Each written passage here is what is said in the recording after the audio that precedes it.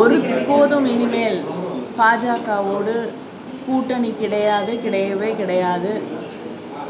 என்றுமே அவர்களோடு மறுபடியும் கூட்டணி வைக்க வாய்ப்பே இல்லை என்று சொன்ன அதிமுக திரு எடப்பாடி பழனிசாமி அவர்கள் இருக்கக்கூடிய அதே மேடையிலே உள்துறை அமைச்சர் அமித்ஷா அவர்கள் அதிமுகவிற்கும் பிஜேபிக்குமான தேர்தல் கூட்டணியை இன்று அறிவித்திருக்கிறார்கள். பல்வேறு நேரங்களிலே தொடர்ந்து பிஜேபியுடைய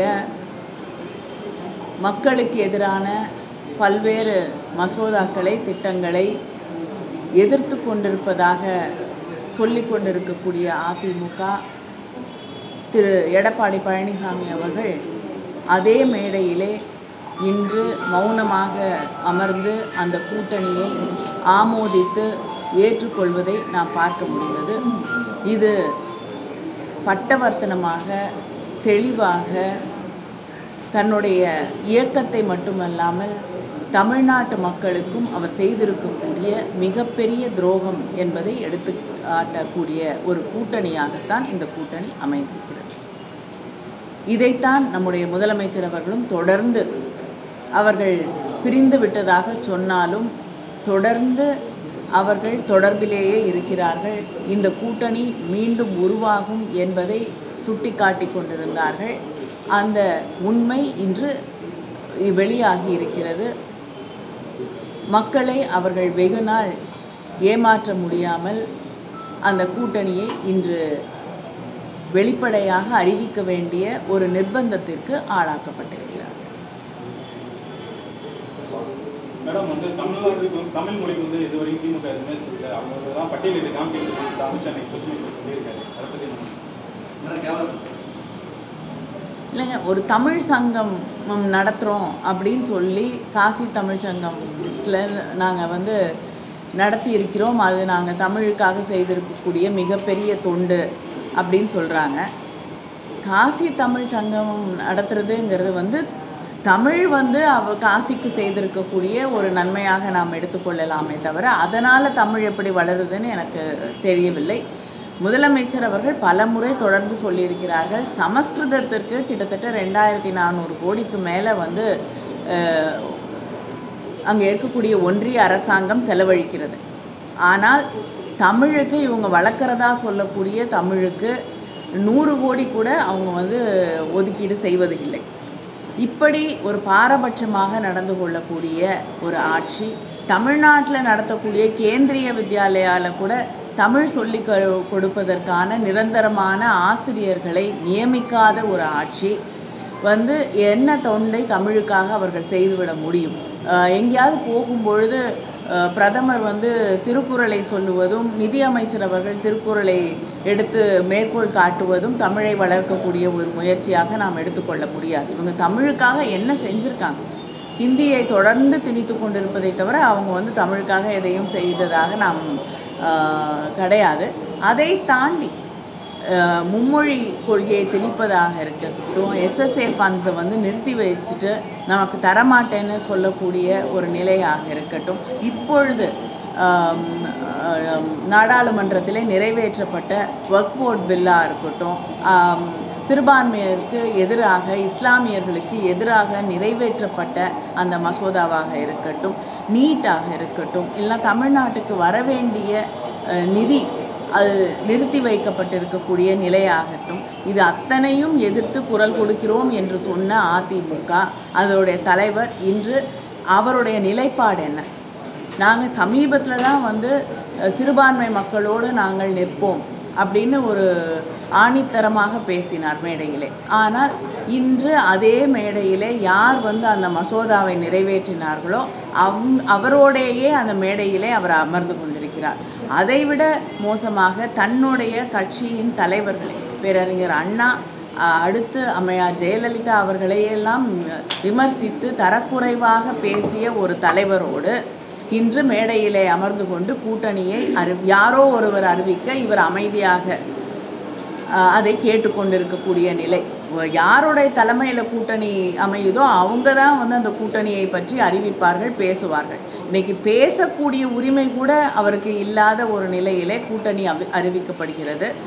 தங்களுடைய தலைவர்களை எல்லாம் இழிவாக பேசிய ஒருவரோடு அந்த மேடையில் அமர்ந்து கொண்டு அந்த கூட்டணியை ஏற்றுக்கொள்கிறார் என்று அதே தலைவர்களை தன்னுடைய வீட்டுக்கு அழைத்து விருந்தளிக்கக்கூடிய ஒரு நிலைக்கு அவர்கள் தள்ளப்பட்டிருக்கிறார்கள். இது கட்சிக்கு செய்யக்கூடிய துரோகம், தமிழ்நாட்டு மக்களுக்கு செய்திருக்கக்கூடிய மிகப்பெரிய துரோகம். அதனால் இதுக்கு தகுந்த பாடத்தை தமிழ்நாட்டு மக்கள் சொல்லித்தரும்.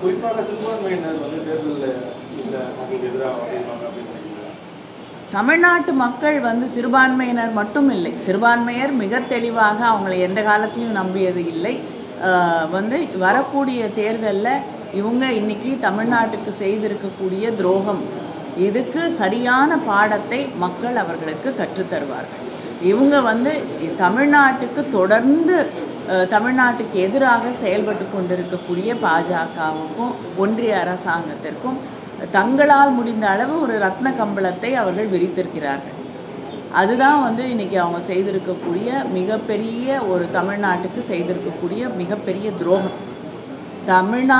தமிழ்நாடு தான் இன்னைக்கு அந்த ஒரு பாசிச அரசாங்கத்தை தடுத்து நிறுத்தக்கூடிய ஒரு முக்கியமான ஒரு மாநிலமாக நம்முடைய முதலமைச்சர் அவர்களும் திராவிட முன்னேற்றக் கழகமும் செயல்பட்டு கொண்டிருக்கக்கூடிய வேளையில் தமிழ்நாட்டு மக்கள் நிராகரித்திருக்கக்கூடியவர்களை இன்னைக்கு ரத்ன கம்பளம் விரித்து அந்த கதவுகளை திறந்துவிட ஒரு முயற்சியை அவர்கள் செய்து கொண்டிருக்கிறார்கள். இதற்கு தகுந்த பாடத்தை தமிழ்நாட்டு மக்கள் வரக்கூடிய தேர்தலில் அவர்களுக்கு சொல்லித் தருவார். நீட் விவகாரத்தில் அதிமுகவோடு கலந்து பேசி முடிவெடுப்போம்னு சொல்லி அமித்ஷா சொல்றாரு, எப்படி பார்க்குறீங்க? முன்னாடி ஆட்சியில் இருந்த பொழுதே அதை கலந்து பேசி ஒரு நல்ல முடிவு எடுத்திருக்கலாம் இல்லையா? அதை எடுக்க முடியாதவர்கள் இனிமேல் வரக்கூடிய தேர்தலில் நிச்சயமாக அவர்களுக்கு வெற்றி வாய்ப்பு இல்லை. அதுக்கப்புறம் என்ன முடிவை அவரோடு கலந்து பேசி அவர்கள் இன்னைக்கு அறிவிக்க சொல்லுங்கள். நீட் தேர்வு இல்லை, தேவையில்லை தமிழ்நாட்டுக்குன்னு. திமுக ஆட்சியில் பல ஊழல்கள் செய்யப்பட்டிருப்பதாக மத்திய உள்துறை அமைச்சர் பேசியிருக்காரு. அந்த ஊழல்களை மறைக்கிறதுக்காக தான் மும்மொழி கொள்கையை கையில் எடுத்திருக்காங்க அப்படிங்கிற மாதிரியும் பேசியிருக்காரு. மும்மொழி கொள்கை அவங்க கையில் எடுத்திருக்காங்கங்க. நம்ம மும்மொழி கொள்கையை எதிர்க்கிறோம். ஹிந்தி திணிப்பை அந்த மும்மொழி கொள்கையின் வழியாக கொண்டு வருவதை நாம் எதிர்க்கிறோம். 2 மொழி கொள்கை தான் தமிழ்நாட்டிலே வேண்டும் என்பதுதான் நம்மளுடைய நிலைப்பாடு. அது இன்று நேற்று உருவான நிலைப்பாடு கிடையாது. 30களிலிருந்து தமிழ்நாடு ஹிந்தி திணிப்பை எதிர்த்து போராடி கொண்டு தான் இருக்கிறது. அதன் தொடர்ச்சியாகத்தான் நம்முடைய முதலமைச்சர் அவர்கள் 2 மொழி கொள்கை தொடர வேண்டும், மும்மொழி கொள்கையை ஏற்றுக்கொள்ள மாட்டோம் என்று திட்டவட்டமாக அறிவிப்பது இந்த நீண்ட வரலாற்றின் அடிப்படையில் தான். அதனால் இன்று ஆட்சியில் இருக்கிறோம் இல்லை அப்படிங்கிறதுக்கும் இதை எதிர்ப்பதற்கும் எந்த சம்பந்தமும் கிடையாது. தொடர்ந்து தமிழ்நாடு இதை எதிர்த்து கொண்டிருக்கிறது. திராவிட முன்னேற்றக் கழகம் இதை எதிர்த்து கொண்டு தான் இருக்கிறது. நீங்கள் பிஜேபி எடுத்துக்கிட்டிங்கன்னா ஒன்றிய அரசாங்கம் இன்றைக்கி கிட்டத்தட்ட எல்லா எதிர்க்கட்சி தலைவர்கள் மீதும், நாடு முழுவதும் இருக்கக்கூடிய எதிர்க்கட்சி தலைவர்கள் மீது இன்கம் டேக்ஸ், சிபிஐ, இடி இது 3ஐயும் அவர்களை அடக்குவதற்காக, அவர்களை ஒடுக்கி விடுவதற்காக தொடர்ந்து பயன்படுத்தி கொண்டிருக்கிறார்கள். யார் யாரெல்லாம் அவர்களை எதிர்த்து பேசுகிறார்களோ அவர்கள் மீது இந்த இன்கம் டேக்ஸ், சிபிஐ, இடியை அவங்க பயன்படுத்துகிறார்கள். கிட்டத்தட்ட 95% இடி கேசஸ் எதிர்கட்சியில் இருக்கக்கூடிய தலைவர்கள் மீது போடப்படுகிறது. ஆனால் கன்விக்ஷன் ரேட்டுன்னு எடுத்துக்கிட்டிங்கன்னா 2% கூட அது தொடுவது கிடையாது. அதனால் எந்த அளவுக்கு பொய்யான வழக்குகளை அவர்கள் போடுகிறார்கள் அப்படிங்கிறத நம்ம தெளிவாக பார்க்க முடிகிறது. இதே வழியில் தான் தமிழ்நாட்டில் இருக்கக்கூடிய நம்மையும் அவர்கள் மிரட்டி விடலாம் என்று ஒரு தப்பு கணக்கு போட்டுட்ருக்காங்க. அதனால் இவங்க தான் ஆட்சியிலே செய்யக்கூடிய தவறுகளை திசை திருப்புவதற்காக இப்படிப்பட்ட வழக்குகளை தொடுக்கிறார்களே தவிர, இப்படிப்பட்ட குற்றச்சாட்டுகளை வைக்கிறார்களே தவிர நாம் திசை திருப்ப வேண்டிய அவசியம் கிடையாது. ஏன்னா நம்ம முதலமைச்சருடைய திட்டங்கள் மக்களுக்கு போய் சேர்ந்திருக்கிறது. மக்களிடம் அவருக்கு திராவிட முன்னேற்றக் கழக ஆட்சிக்கு ஒரு நல்ல வரவேற்பு இருக்கிறது. வரக்கூடிய தேர்தல் முடிவுகளில் அதை நாம் தெளிவாக பார்க்க முடியும். ஏற்கனவே எதிர்கட்சியாக இருக்கும்போது அதிமுக பாஜகவோட அடிமைகள் அவங்க சொல்கிறபடி தான் இவங்க ஆடுறாங்க. அவங்க கவர்மெண்ட்டில் இருக்கும்போது எதிர்கட்சியாக இருக்கும் திமுக இப்பயும் அவங்க கூட இப்போ கூட்டணி வைக்கும் போது இன்னைக்கு அமித்ஷா கிட்ட கேள்வி எழுதும்போது என்ன ஒரு கேள்வி எழுதியிருந்தாங்கன்னா, இதுக்கு உங்ககிட்ட வந்து எந்த ஒரு நிபந்தனையும் வச்சிருந்தாங்களா? எந்த நிபந்தனையும் இல்லைன்னு சொல்லியிருந்தாங்க. ஆனால் அண்ணாமலை வந்து அடுத்த தலைவர் பதவிக்கு இருக்கக்கூடாது அப்படின்னு சொல்லிட்டு அவங்க வந்து நான் வச்சதாக தகவல்கள் இருக்கு. இல்லைங்க, நம்ம தொடர்ந்து வந்து அவர்கள் வந்து கட்சியையும் ஆட்சியையும் அங்கே அடகு வைத்து விட்டார்கள் என்ற குற்றச்சாட்டை அப்பொழுது சொல்லி கொண்டிருந்தோம். இப்போ மறுபடியும் கொண்டு போய் அடகு கடைக்கு போய் அந்த வாசலில் நின்றுட்டுருக்காங்க. அந்த அடகு கடை வாசலில் நிற்கிறவங்க வந்து என்ன நிபந்தனை வைக்க முடியும்? தேசிய அளவில் வந்து மோடி தலைமையிலையும் சட்டமன்ற அளவில் வந்து எடப்பாடி தலைமையிலையும் வந்து தேர்தல் சந்திக்க போகிறதா அமைச்சர் சொல்கிறாரு. ஏங்க, யார் தலைமையில் தேர்தலை சந்திக்கிறோமோ அவர் பேசணும் இல்லையா? அந்த மேடையில் அவர் பேசுகிறதுக்கு கூட அனுமதி இல்லாத ஒரு சூழ்நிலையை பார்க்கும் பொழுது அப்புறம் யாருடைய தலைமையில் உண்மையிலேயே அந்த தேர்தல் நடத்தப்படும் அப்படிங்கிறது மிக தெளிவாக தெரிகிறது. இந்த கூட்டணி வந்து அடுத்த ஓராண்டு எலெக்ஷன்ஸ் வரைக்கும் வந்து திமுகவோட ஊழல், திமுகவோட லா அண்ட் ஆர்டர் இஷ்யூஸ், பெண்களுக்கு வந்து சேஃப்டி இல்லாத ஒரு சுச்சுவேஷன், இந்த மாதிரி அடுத்தடுக்கான குற்றச்சாட்டுகளை வச்சு இதை வந்து நாங்கள் மக்கள்கிட்ட கொண்டு போய் சேர்ப்போம் அப்படின்ற மாதிரி சொல்கிறாங்க. அதை பற்றி இல்லைங்க, மணிப்பூர் வந்து இன்றும் எரிந்து கொண்டு இருக்கிறது. அதுக்கு வந்து ஒரு பதிலையாவது வந்து ஒன்றிய அரசாங்கம் சொன்னால் வந்து அவங்களுக்கு மற்றவங்கள பற்றி பேசுகிறதுக்கோ லா அண்ட் ஆர்டர் பற்றி பேசுகிறதுக்கோ உரிமை இருக்குது, நம்ம ஏற்றுக்கொள்ளலாம்.